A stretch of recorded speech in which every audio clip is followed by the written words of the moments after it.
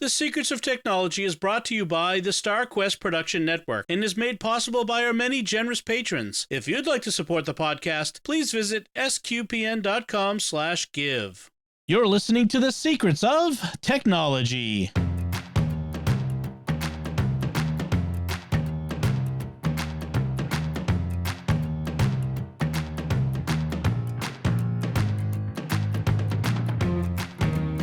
Hi, I'm Dom Bettinelli, and you're listening to The Secrets of Technology, where we discuss the technology news that's important to you from a uniquely Catholic point of view. And joining me today on the panel is Thomas Sanjurjo. Hey, Thomas.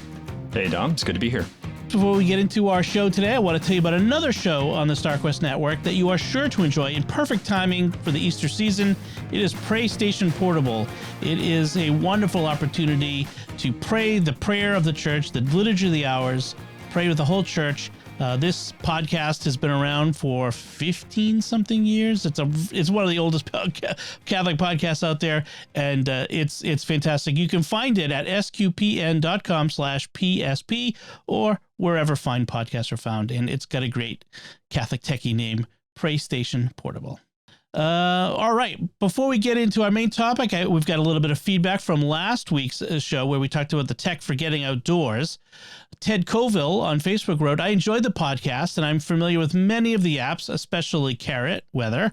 Some people when outside like to explore the stars or birds, but if you're like me, you look at airplanes flying overhead and wonder where they're coming from and where they're going. I use an app called Flight Radar 24. You can identify the aircraft overhead and find out where they took off and where they're going.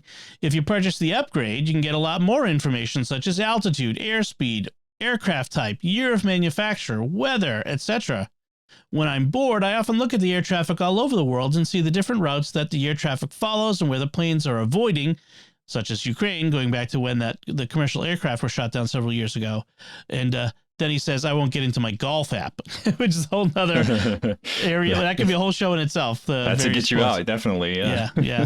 So that's great. Yeah, Flight Radar is really good. In fact, a lot of people don't realize that if you have an iPhone, you can ask the S-word lady, because I don't want to activate it, what's overhead. And it uses a Wolfram Alpha search to tell you all of the aircraft that are flying over you, quote unquote, not literally directly over you, but, within your sky, what flight it is, what altitude, speed, destination, all that stuff. It uses Wolfram Alpha. And so all that stuff is there and it pulls it from Wolfram Alpha. So kind of cool. That's pretty wild. Yeah. It's kind of awesome. Like, so you when you're out in the middle of nowhere and as long as you got bars, that's the necessaries. You got to have internet access. You can say, "Oh, there's a plane up there. I wonder where it's going," and find out. Kind of neat. That's cool. I also want to give a little update. I've recently updated my computer to a new Mac Studio, and I thought folks might want to know how that went. I've upgraded from a Mac Mini that I got as sort of an interim computer last fall. That's a whole nother story having to do with my house disaster. But I was waiting for a new iMac 27-inch. I was hoping those would come with the M1 chips. They didn't, but the Mac Studio came. And I said, I've got two really good monitors, so let's do the Studio. I got the base model. I bumped up the RAM on it and the SSD, the storage on it, because those are things you can't upgrade later. So I had a few speed bumps along the way. I had some USB problems in getting it set up, some funky things not working right. I thought it might be the USB hub. It turns out it was my Dymo label printer, which worked perfectly fine on my Mac Mini, on my previous iMac. I don't know what it is. I don't know if it's a driver issue, but it was it was causing while it was plugged in to the USB, it was causing funkiness on all the different drives. So I don't know. Interesting. Yeah, I'm going to have to dig back into that because I use it all the time for printing postage and things like that. The other thing is a Apple problem. It's a fish shake at Apple because they really want, they don't give you a mouse with it anymore. They want you to use Bluetooth mouse and keyboard.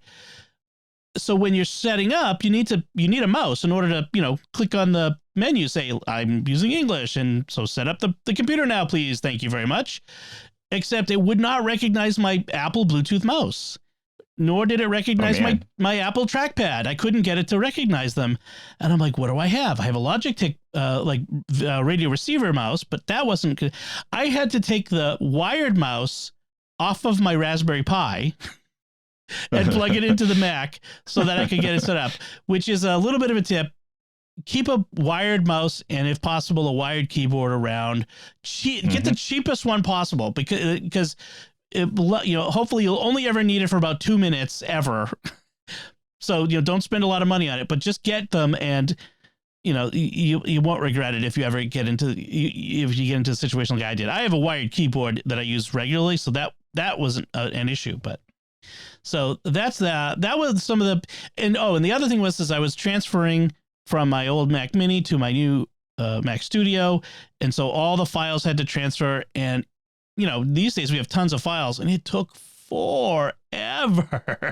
I mean, it was hours and hours. I just set it up and let it go. I think it was even overnight, and it just took forever to do. And I was doing it over Ethernet, not over Wi-Fi. Over Wi-Fi, it would have been days. So that's just another issue. Now, do you have a network attached storage, or I do. I use it. I have 2 NASs here, so I keep all that there. I have my photo library, which is huge, on an external SSD, so I just plugged that in to the new one, so that what didn't have to get transferred. I mean, I could have done without the transfer, because I keep most of my active files in Dropbox, and I would have had to reinstall all my apps and stuff like that, and set up all the preferences. That's kind of a pain. I didn't want to do that. And after that first initial transfer, it hasn't been an issue, so I'm just glad I did that. I did the reset up everything with the Mac Mini, and I didn't want to have to do it again so soon. So what are the good? The good, speedy. How everyone's talking about how fast these are, and it is fast. It is beautifully fast. I love the speed of it. It's got lots of ports. It's got a ton of USB-C ports. It's got HDMI. Another good thing is it doesn't have the display port bug that the Mac Mini had, which is that you couldn't plug in 2 USB-C display port monitors to the back. I used a dual monitor setup. You had to have one had to be HDMI and one could be USB-C display port. This one I can plug in 2 USB-C, no problem displays. So that's good. The bad, there's only 2 USB-A ports. Now, I've heard people say, I don't have a problem at all. I've got extra ports. I'm like, I have a 7-port USB hub that's full right now. And if the Dymo was working, the label printer, I would need to find. In fact, I already purchased a 16-port USB. Oh my goodness! Because I have my mixer that I connect that has to directly connect to one of those USB-A ports, and everything else hangs off the other one. And I've still got a Anchor docking hub that is kind of intended for MacBooks. Anyway. Enough said on that. I wish I still have a lot of legacy USB-A stuff, and I'm not rushing out to replace all that with USB-C, because USB-C is a pain in the neck, confusing, and that's a whole nother conversation we need to have someday about how bad the USB-C is. How bad they've made the whole confusion around it. Anyway, enough of that. I'm in for that. That sounds like a good discussion to have. Yes, I've been trying to buy a cable to connect a piece of equipment, and trying to find a cable that actually it's a data cable. It's USB-C type USB-C 3, Gen 3.1 or Gen 3.2.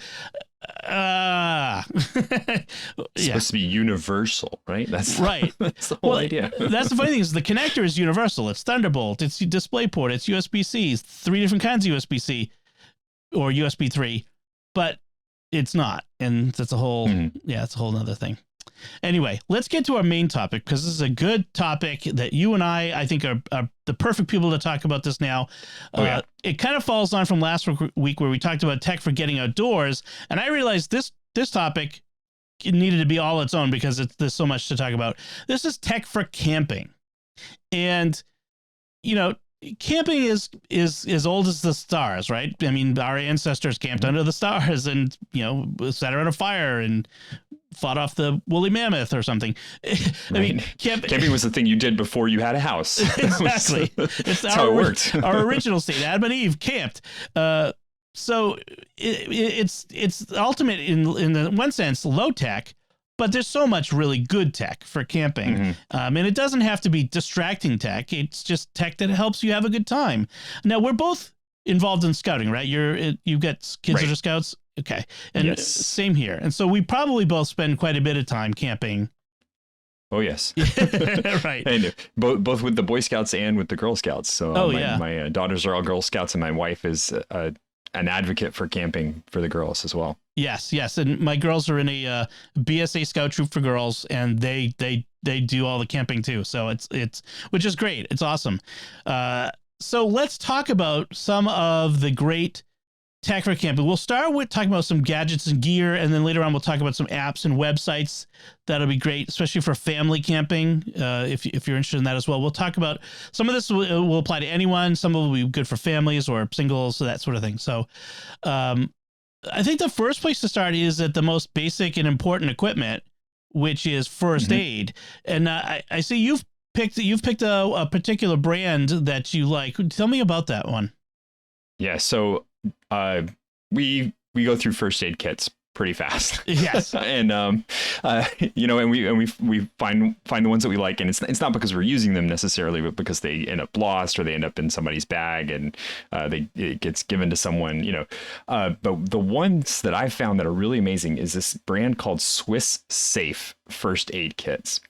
And what really turned me on to these guys was I was looking for a kit for my car just to be able to Velcro in the back of my car, and they have a car specific kit.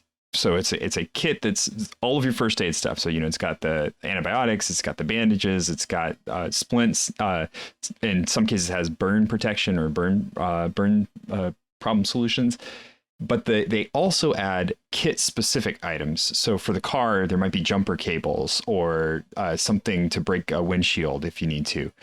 For the camping gear, there's a striker and a thermal blanket. So the kit is really designed not just to be a first aid kit, but to be a survival kit for whatever situation you're taking it into. That's awesome.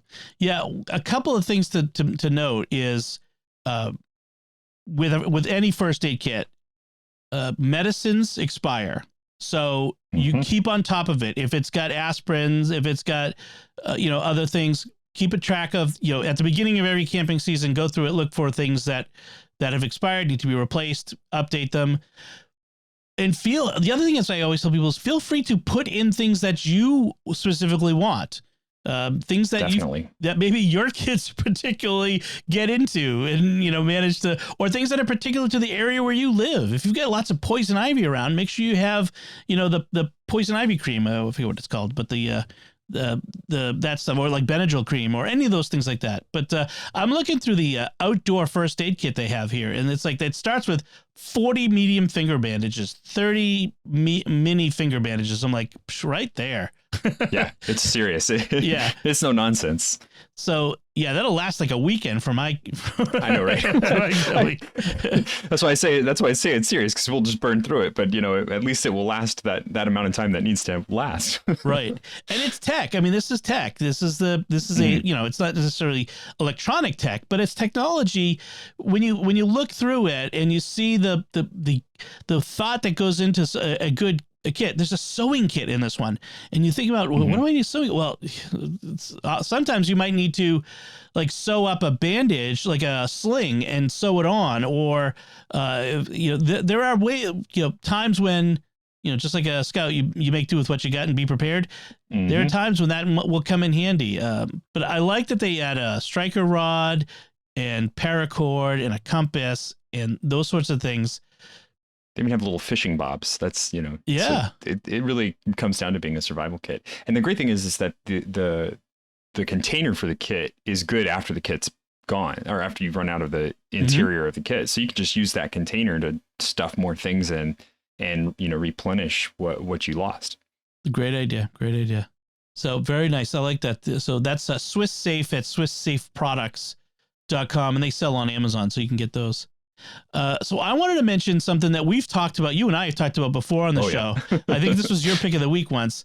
The Thermacell portable mosquito repeller. Now, Thermacell is a brand, and they sell a bunch of these in different formats. One that can sit on your patio table and whatever. These are mosquito repellent, but they're not citronella candles. Citronella candles, I always thought citronella candles were a way to make a lot of smell and be very ineffective at keeping bugs away. This is effective. So what it is it's a device that has both a gas canister and these little pads that are impregnated with a chemical. And the gas canister goes inside the device, and it creates a little bit of it's not really an open flame, but it creates a heat source that is right under that goes under the chemical impregnated sheet, and it vaporizes it and creates basically a bubble around you of this mosquito repellent air, shall we say? Mm-hmm. And like I said, it comes in different formats. It's relatively inexpensive, and I'm going to link to one that I don't have yet, but it's designed for carrying, which is nice. It's designed for camping and carrying to have on you, so that when you're walking around, it's portable, so that when you're hiking on a trail or you're hanging out around the campsite, you kind of have this mobile shell around you of mosquito repellent. Straps to your belt. Yeah, we actually have this one. This is and it works. It works fantastically. And then the other great thing about it is they don't smell. Like you don't. Right. There's not a noxious fume at all. Like you really don't smell it at all.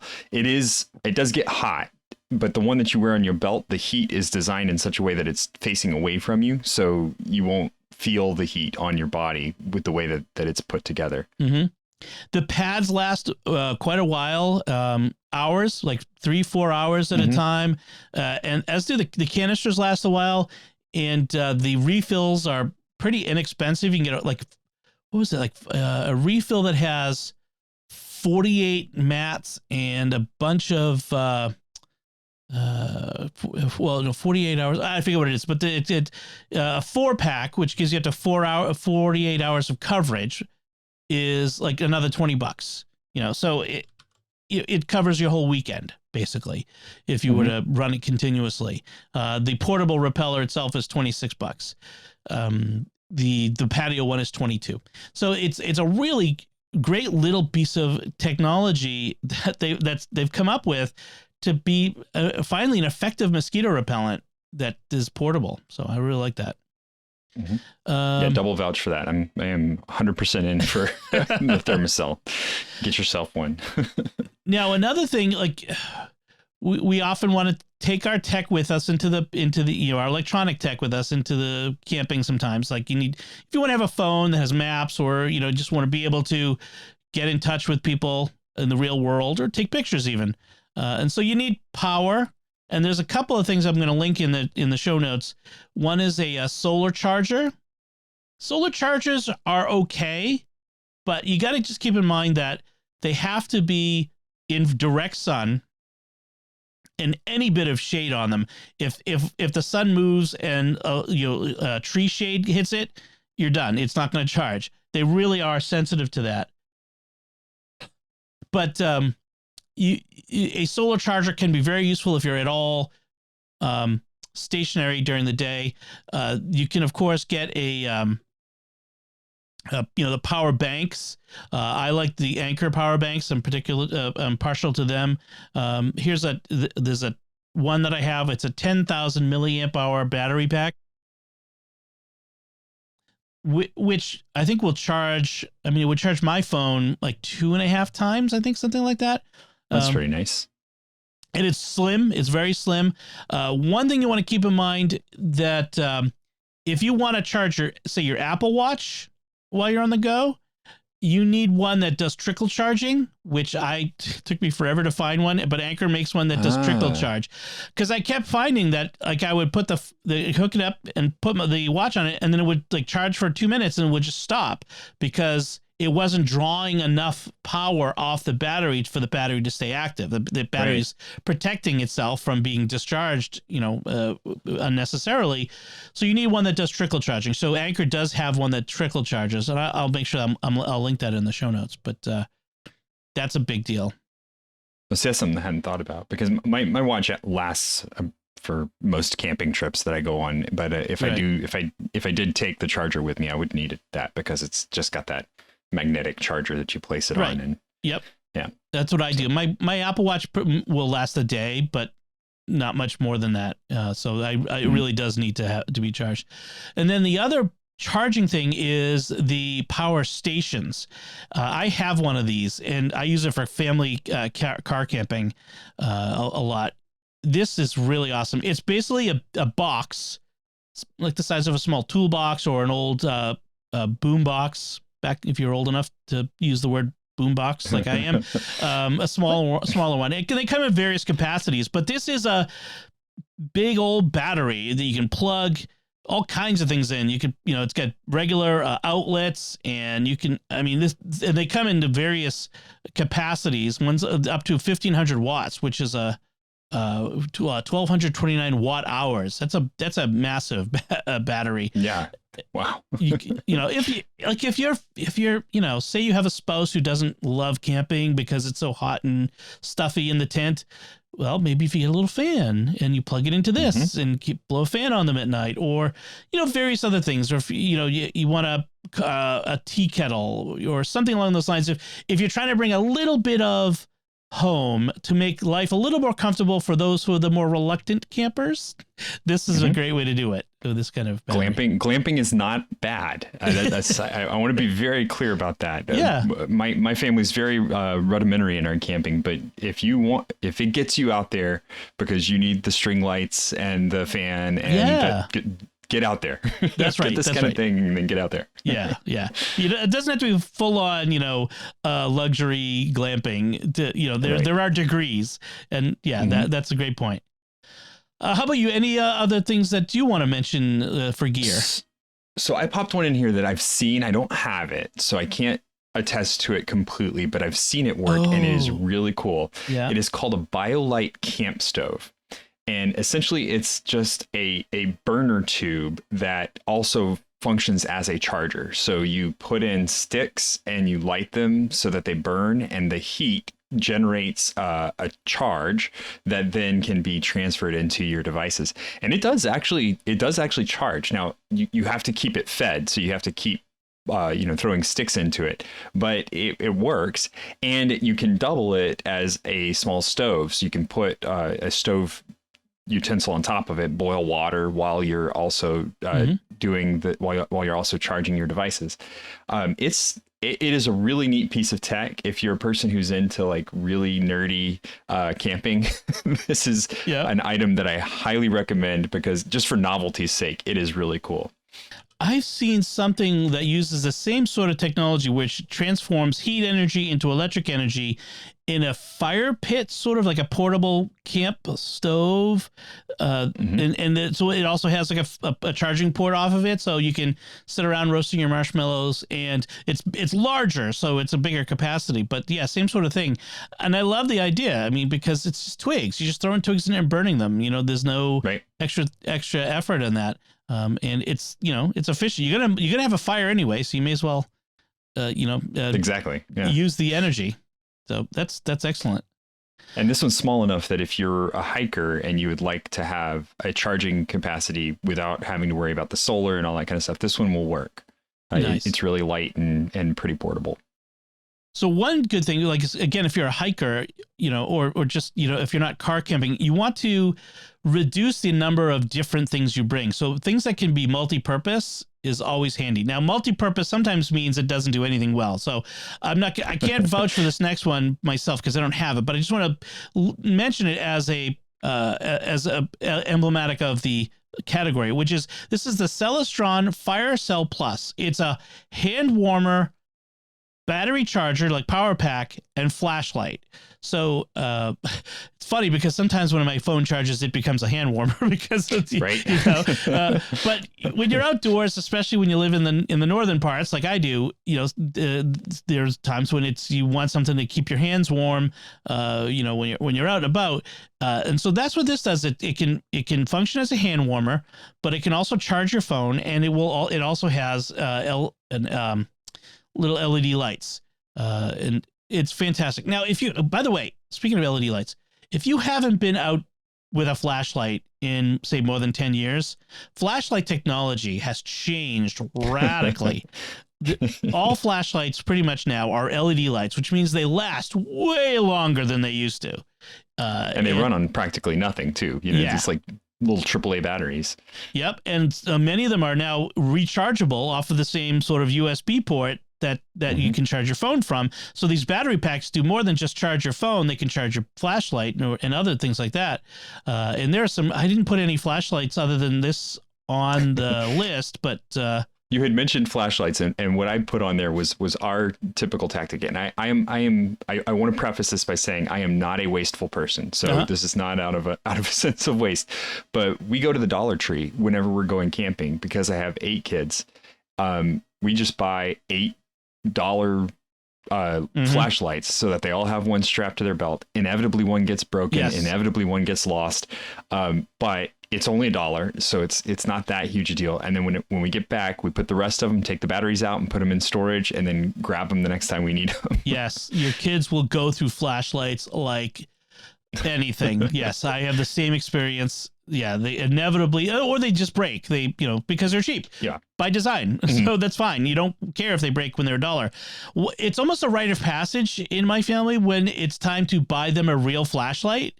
Right. Like for Christmas or a birthday, here is a not expensive flashlight, but a flashlight that has cost a few dollars, maybe from a reputable brand like Olight. By the way, Olight is a really good brand if you're looking for flashlights.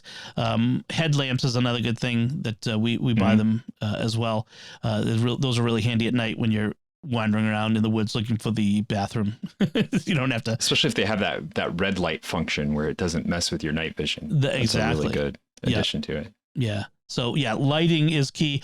I've got a fun little light that it's inflatable with an LED inside. So it's a tube, and you blow into it, you inflate it, and I'll put a link in the show notes. I didn't think of it till now.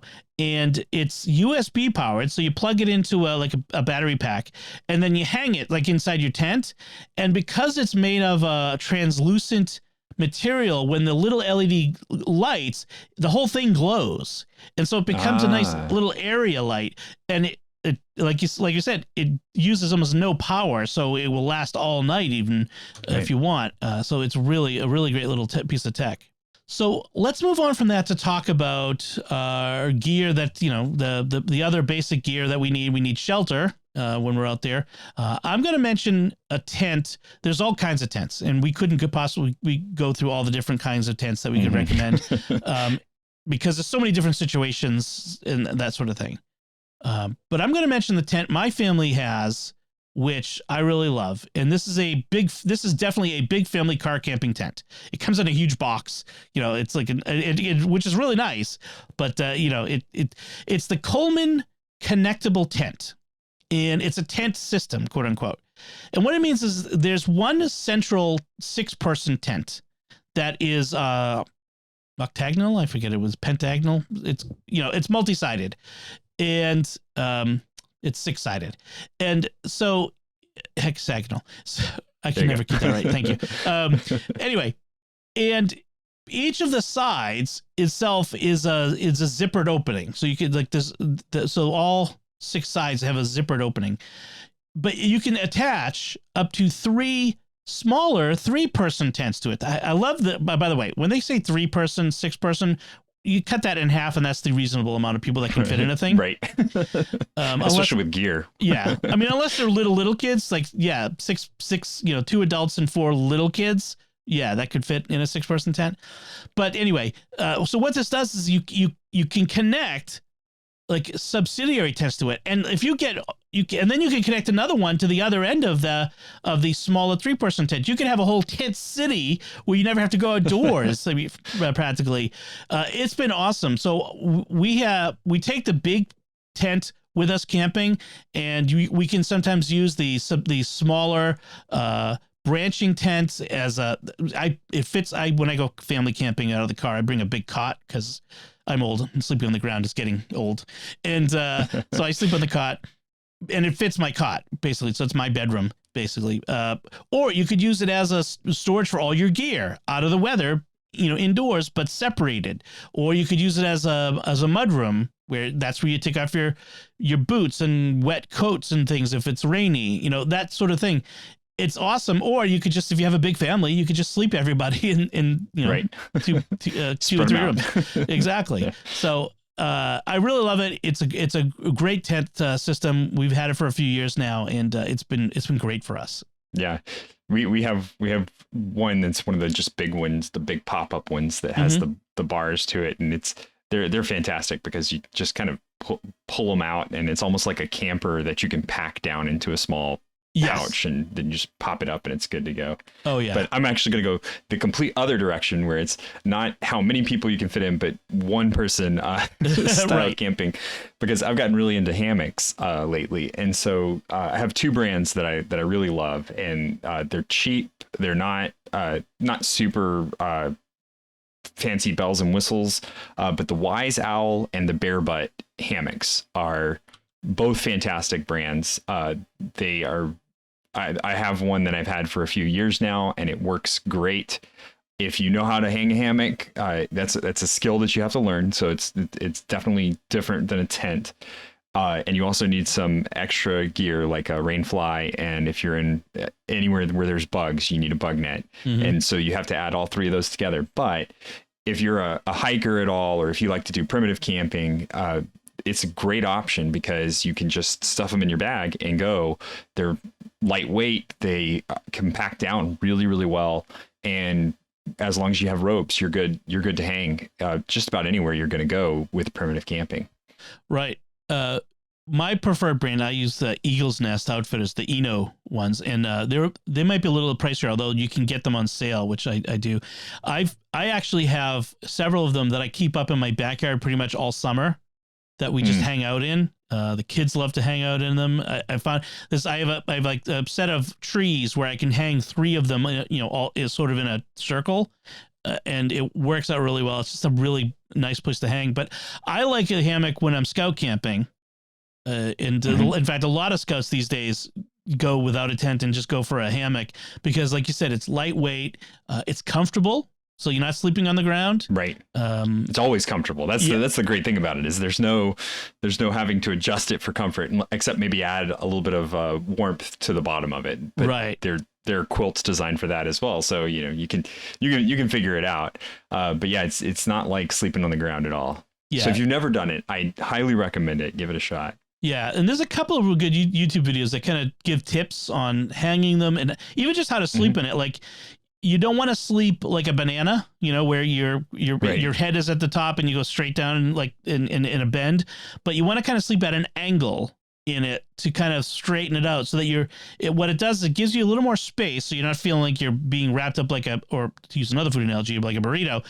You want to get a little more space and you're at an angle in there. And there's an app I have on my phone, which I don't really use much because I've kind of gotten I was want to say the hang of it, but that's I will intend that pun. I've gotten the hang of hanging a hammock, but it's called Hammock Hang, and you input how big is your hammock, how long is it, what's the ridge line, what's the distance between the trees, and it will tell you how to hang it for ideal, to get it off the ground and all this sort of stuff. Great.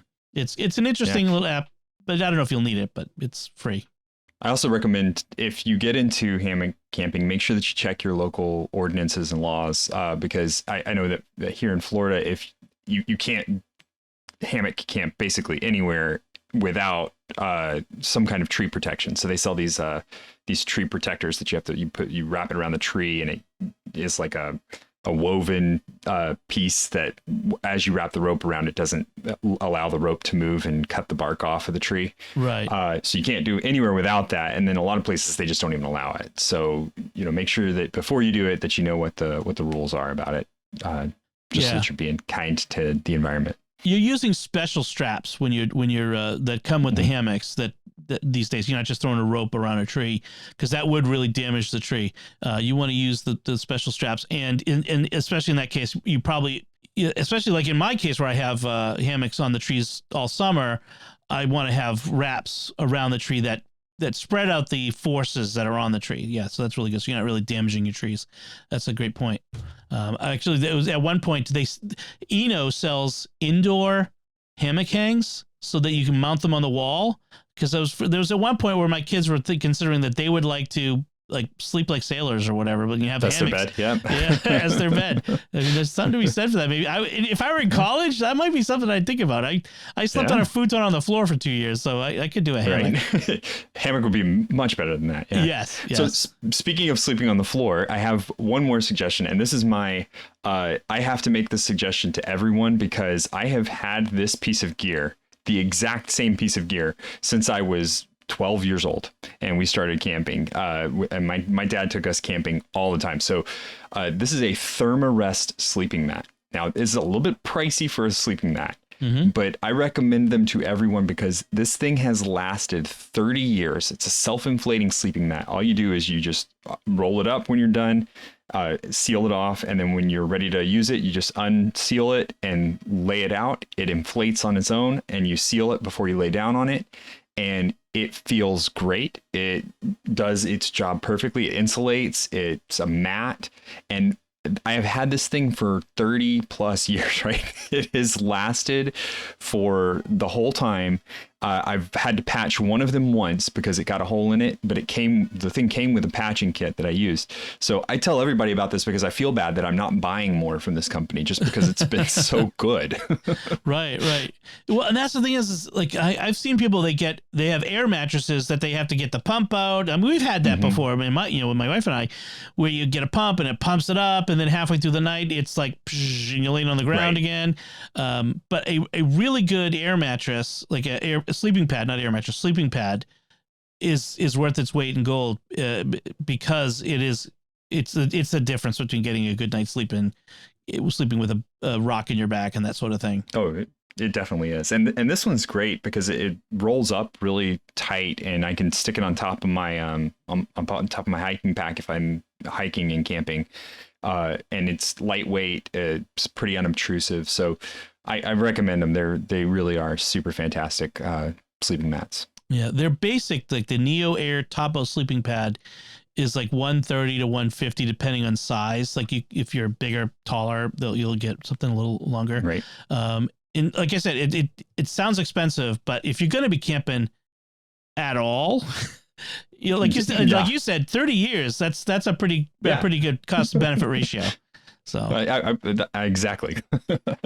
So one of the things, of course, you get your first aid is good. Now we talked about light and being able to see to your tent, your sleeping. You're gonna need to eat.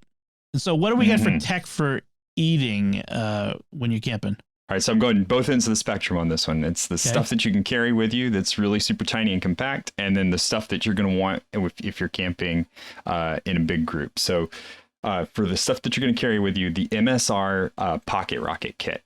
And I go for the kit, not just the Pocket Rocket. The Pocket Rocket by itself is just a little stove that you attach gas to, and it works as a burner. It'll typically have a pot that you can store it in. But the Pocket Rocket Kit has silverware, it has dishes, it has several different containers and trays, and it all compacts down into a nice little capsule that's really easy to store.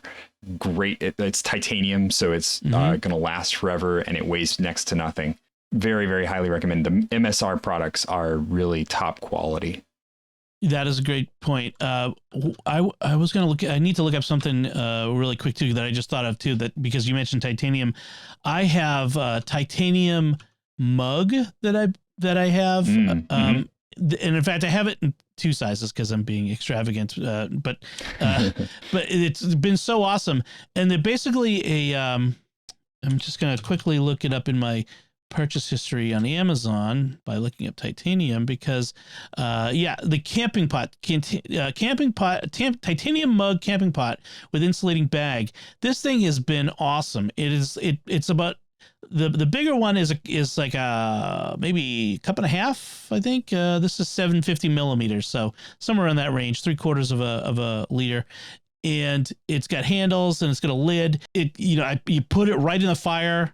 It can take the flames. It'll boil water. You can cook in it if you need to. And it's got a little insulating bag that allows you to hold it once it's cooked. And because it's titanium, it's ultra lightweight. So that's a great point. I like that. The stove, and then this sort of thing can go right on top of the stove. I want to mention, if you're car camping with your family, nothing beats the classic Coleman propane stove. This thing is, it's still the gold standard for that sort of camp cooking. It uses the little bottles, the little green bottles with the propane in it. And I bring that with me every time we go camping. I mean, you can always cook on the fire. That's fine. But if you want to make bacon, it's great. Like, there's nothing like waking up to bacon first thing on that Saturday morning when you're out there. It's like it's our family tradition. You can boil water and do all kinds of things. The Coleman Classic Burner Stove it's a great little bit of really great technology that it's old and still does the thing, and it doesn't need to be improved. Right. And they've gotten better. They've gotten lighter and easier, more compact. Yep. So yeah, highly recommend looking into those. Now, my other one is a Lodge cast iron camping Dutch oven. Yes. And if you're a scout at all, you've definitely seen this. If you're not a scout, but you're thinking about going camping, these things are amazing because they are little ovens. And I'm not talking about like, little cutesy Dutch oven, whatever. No, this thing functions exactly like your kitchen oven. And I'm gonna give you the clue into how to do this as my pick of the week, because I wanted to split it up because I thought it would be really cool. But these Lodge Dutch oven, we have cooked cakes, we have cooked pizzas, we have cooked anything that you can make in your oven at home, anything that you can bake, you can do in these Dutch ovens that you've taken with you. Biscuits. You can make stews. You can make you can make stuff that you've braising in it.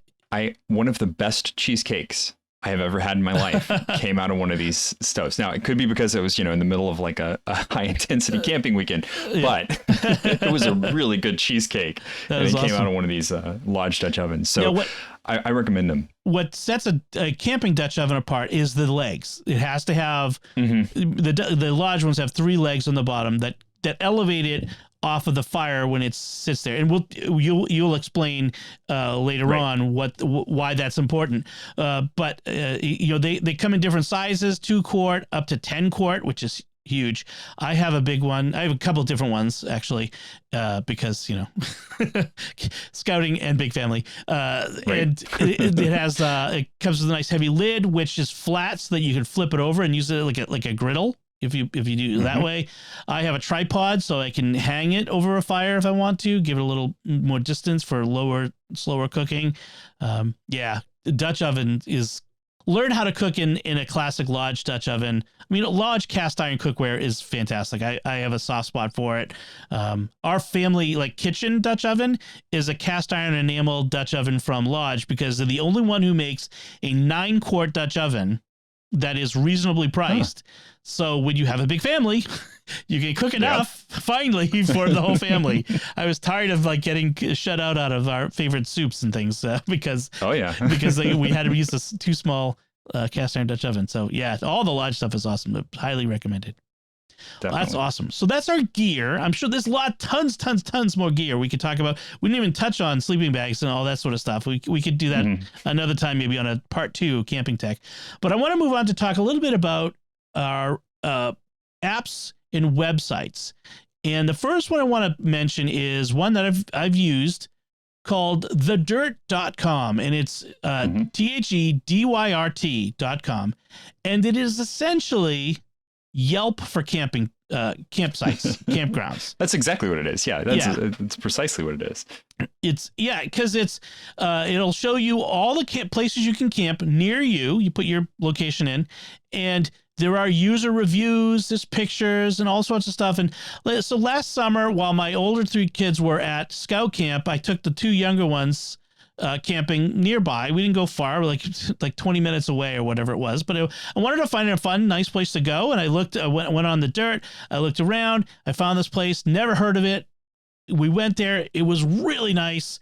You know, it had a swimming pond and all these little amenities. And it was nothing. I mean, it wasn't like fancy, Jellystone Park, glamping campground, but it was just a nice basic campground. And it's really useful and helpful that way, that to just find out what's near you. You'll be shocked and surprised at all the places that are near you. Perhaps maybe you won't be. It sort of depends on where you live. But you've used the dirt?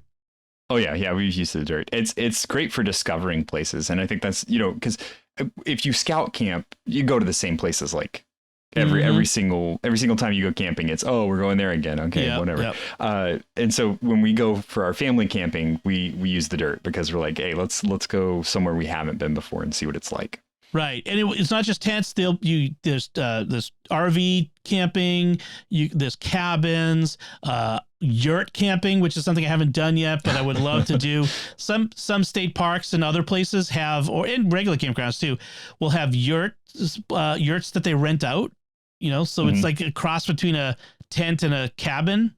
It just seems really cool, and they're ideal for big Catholic families. I'd love to find something like that. Yeah, that would be great. Yeah, I just noticed I'm on their site, and the Boston Harbor Islands National and State Park has yurts that they rent out, and so that's cool because it's on islands, which is really kind of cool. That's in Boston Harbor.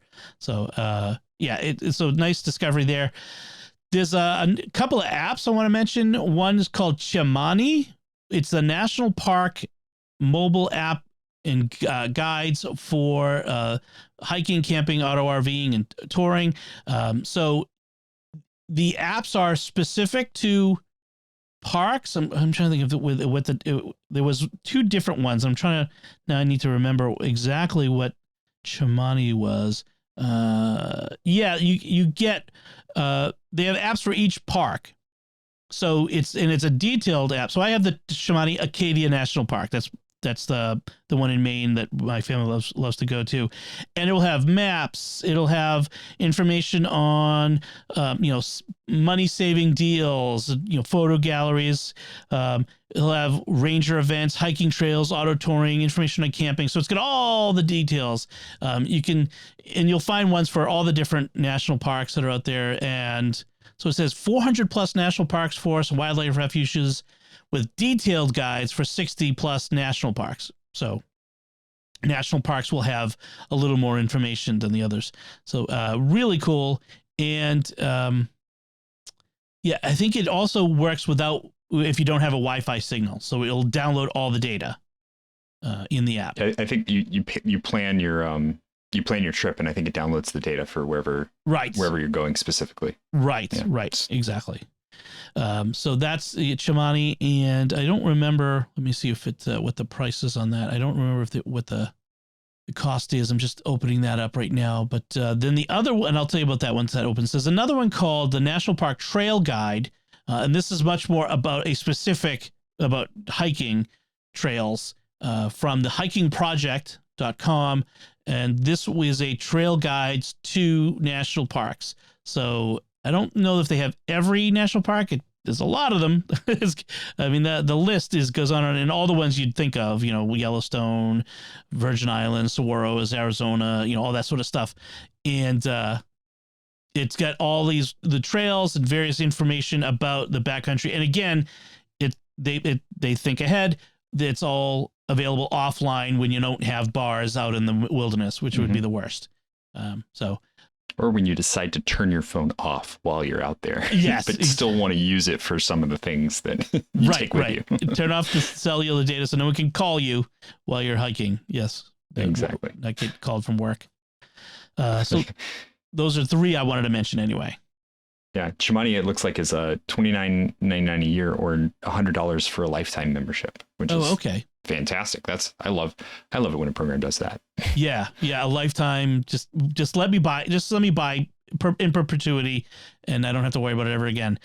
So I mean, it's not inexpensive, but if you're going to a national park on a family trip, or you live near a national park that you're always going to, it's an investment. Mm-hmm. I mean, it's back in the day, you'd buy a guidebook for that much, frankly. Right. So this is the equivalent. So I recommend it. All right. I think that about does it now. I'm sure we'll come back to this topic because, like I said, there's lots more to talk about. And we would love to get your recommendations for camping tech and, the techie that you can't do without, or recommendations for gear that you want to that you take with you when you go camping. Definitely. Seriously, we would love that because we will probably go and use it. We'll probably go buy it. So you can send that to technology@sqpn.com. So I want to take a moment to thank our patrons who make it possible for us to create the secrets of technology, including Justin P., Margaret Q., Phil B., Christopher R., and David C. Their generous donations at sqpn.com/give make it possible for us to continue the secrets of technology and all the shows at StarQuest. You can join them by visiting sqpn.com/give.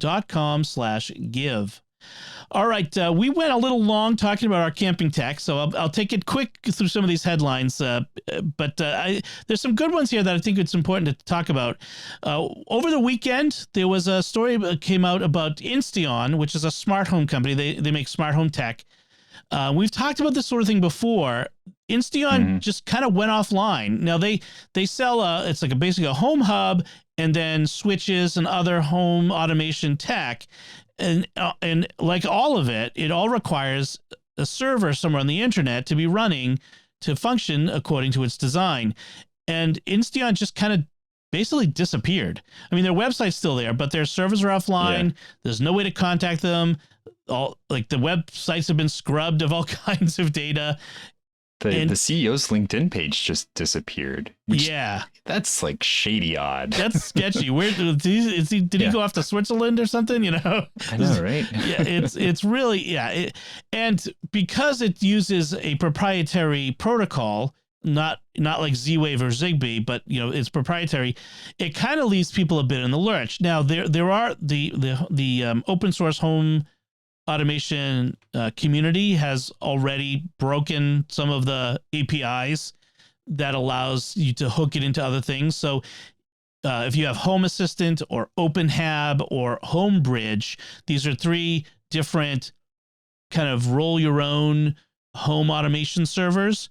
You can connect your Insteon stuff to that now, and then through that to other things like Amazon's Echo or HomeKit and that sort of stuff.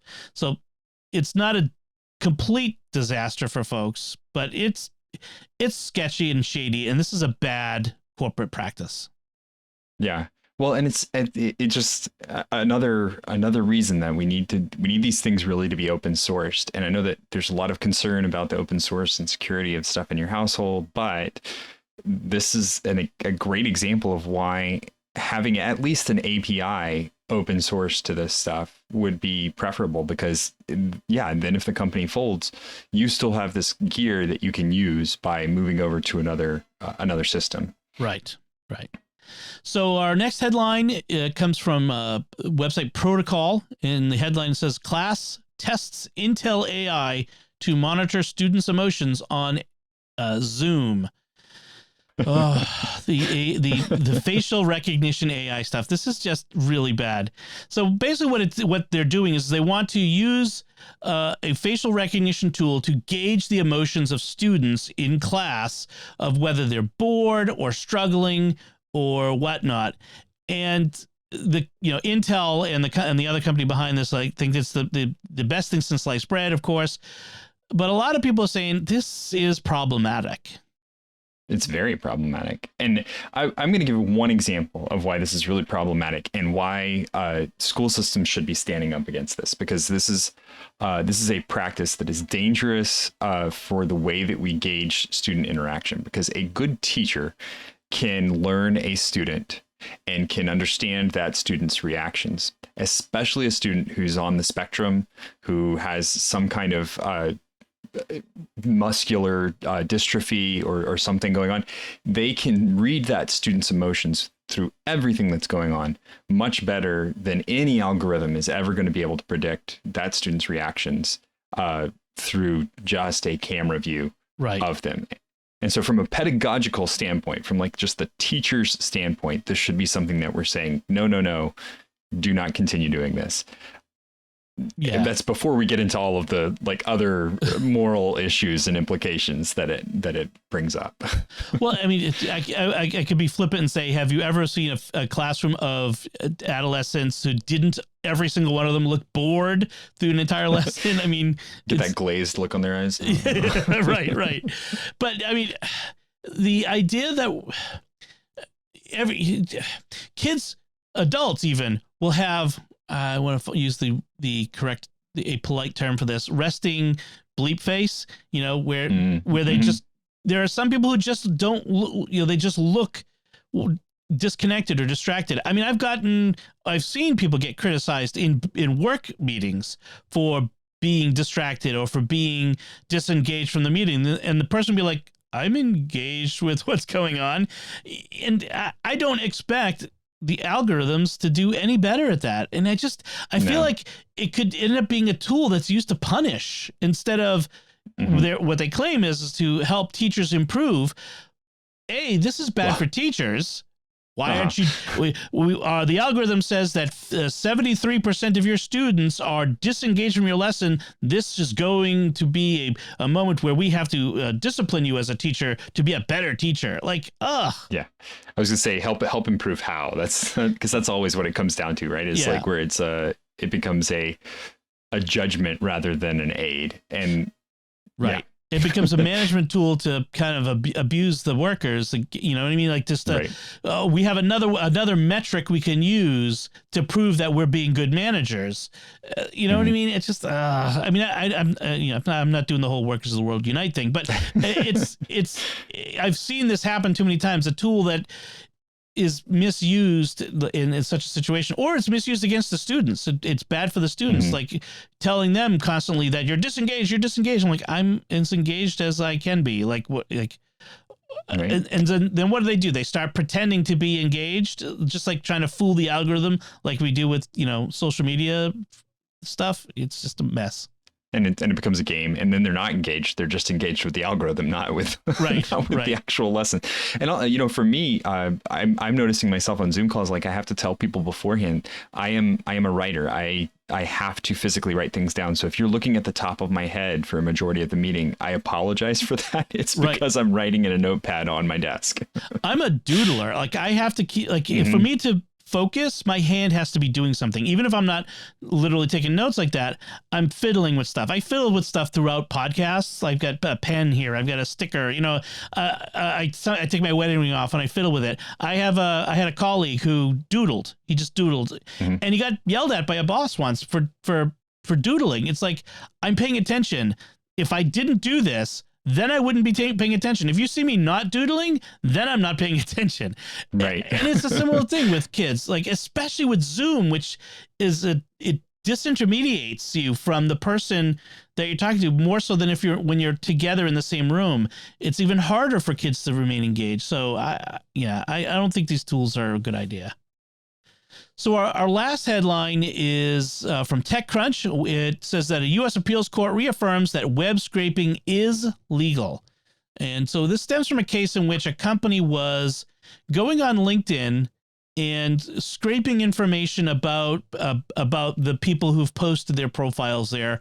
I think it was at a rival company, it says, and LinkedIn claimed it was hacking, which is, kind of, the usual dumb thing where we claim anything we don't like that someone else is doing with computers as hacking. Right. But the Ninth Circuit Court basically said that scraping publicly accessible data off a website is not a violation of the Computer Fraud and Abuse Act. And this is seen as a big win for archivists, academics, researchers, and journalists who use these tools to collect information. I applaud the ruling. I think it's a good ruling. This is a fantastic ruling. I would have been super upset if this went any other way because I use web scraping all the time. I'm constantly, when I write new programs, if I'm trying to get information into those programs, and one of the groups that Dom and I are both part of, they got me turned on to this note-taking app called Obsidian, which has been in our recommendations before. And you can actually write functions in there that scrape stuff for you. So I have a note set that every day it scrapes a few pieces of information for me so that I can, when I make my daily note, it has the temperature, it has the, nice. So I have lots of information that's available to me on top of what I'm adding into it. Yeah. I mean, there are companies that have used this sort of thing for bad. Like we've talked about Clearview AI before, scraping billions of social media profile photos for its facial recognition stuff. And yeah, that's bad. But it's not the scraping that's bad. I mean, if I post a photo on my profile, I know that if I've made it public, it's public. Anybody can, it's like me putting a photo of myself in my front window. If someone takes a picture of it, that's my problem. Yeah. It's the data brokering that's the problem. It's that next step of taking all of those things, making a metadata profile, and then selling it to someone for whatever purpose. It doesn't even matter what the purpose is, really. If you're making those metadata profiles and then selling them, using it for research, using it for if you do the scraping yourself and then you're using that scraping for some kind of targeted advertising, I actually prefer that to the other, because that way I know that you've done it, and that if I'm upset about it, I know to look at your company and say, well, I don't like that company, so I'm not going to, that targeted advertising came from them. Right. I'm not going to buy from them. Right. If Target scraped and sent me an ad, then that would, then I would know it was Target. But if it's some third-party data broker, Cambridge Analytics or Clearview AI or somebody like that, I don't know them. They're not. I'm not their customer, and that becomes more of a problem. Yeah, that's true. All right, so those are our headlines. Let's go to our picks of the week. And Thomas, you said you had picks of the week related to our Dutch ovens earlier. Yes. So if you've never used a Dutch oven camping, it is exactly like an oven in your kitchen. And there is a formula that you use. So Dom mentioned that it has to have the little tripod legs on the bottom to be able to hold it up off the ground. And the reason for that is that there is a formula to grab a certain number of coals from the fire. So you start off your coals, and you can either start them in the fire themselves or in a brick burner. And you use the charcoal bricks. And you put a certain number underneath and a certain number on top of the Dutch oven, and it bakes just like the oven in your house. So if you have a pizza that bakes at a certain temperature for a certain amount of time, you can do that with the coals and the campfire. Now there's some loose math you can do, and I was taught loose math about it that works every time. But if you don't want to have to memorize formulas or anything like that, the two apps that I'm going to recommend are one on the Android system, which is called Dutch Oven Gourmet, and one on the iOS system, which is called Dutch Oven Helper Lite. And both of these apps, all you do is you put in the temp that you want, the amount of time that you need to cook for, and it returns to you, put this many briquettes on top, this many briquettes on the bottom, and that is the oven that you will receive. Right. And to make it even clearer in case it didn't come across, we're talking charcoal briquettes, so and each briquette, when lit, gives off a certain amount of energy as heat. And so you add those together and you get a certain temperature. And cast iron is a wonderful conductor of heat, and it holds heat like crazy, which is awesome. And so you want, when you're baking, all around heat. So you want heat from above and heat from below. And that's why a good Dutch oven has that lip on the lid that holds the coals up there. So that, for one thing, they won't fall in and make your food all ashy when you take the lid off. So you put so many on top and so many below, you get a total, and that makes a particular temperature that it will be inside. After decades and decades of scouts mainly doing this, they've figured it out, what the temps are and that sort of thing. And this just makes it easy for you, and you don't have to, have the lore of a seasoned scoutmaster to tell you how it all works. That's a great little app. I like it.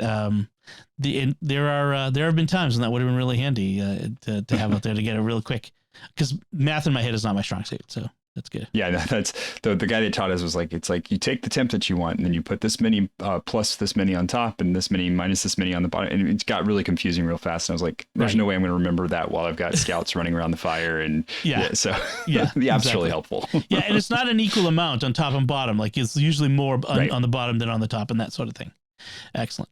Well, my pick is more of a tip this week. And I want to encourage you. This works on iPhone. I'm not sure if it's on Android. You can tell me, Thomas, if there's something similar on Android. But I have, in the latest versions of iOS, you can put widgets. Thankfully, the Apple was first to create widgets on your desktop. I'm just kidding. It's tweaking you. They finally got the clue and gave us some widgets on our desktops. And one of the widgets I love is the Photos widget. And the reason I love it is all throughout my day, every day, I look at my phone and it surfaces some great photo, some great memory of my wife or my kids or something. Like right now, I'm looking at this awesome photo of my son, Anthony, and my daughter, Lucia, from, probably 8 years ago when they were teeny tiny playing in the driveway. And I'm like, I love seeing that. And it's so wonderful and then when you tap on it, it will take you to the Facebook's the Photos Memories feature where it assembles like memories of bunches of photos together, throws a song on it, and it creates like that heart-tugging, sentimental little memory walk down memory lane. Yep. It's so fantastic. I mean, every night at dinner, I'm constantly showing my wife, oh, look at this one. We're like, oh, if there's one great thing about smartphones technology that has really given us the ability to do is to see all our family photos. When I was a kid, family photos were a box that got dragged out of a closet like on Christmas or Easter. And then we kind of just looked through the photos and, oh, look at these wonderful photos. And that was it. And then it got shoved back in the closet. And I mean, better families than mine would have albums, but it was the same thing. You only got pulled out a couple times a year.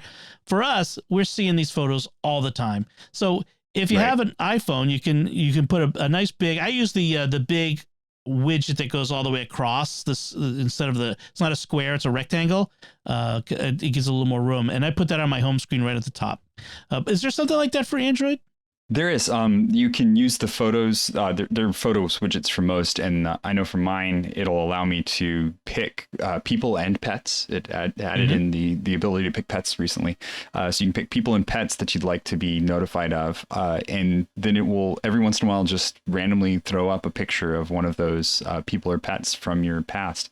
And there's also a function in Google Photos that they will send me a reminder, and I had to enable it. But if you enable it, it is really, really good because it'll say this day 5 years ago, this day 9 years ago, and it'll just give you and it knows kind of I don't take many photos, so if I took more than one photo in a day, it was an event, right?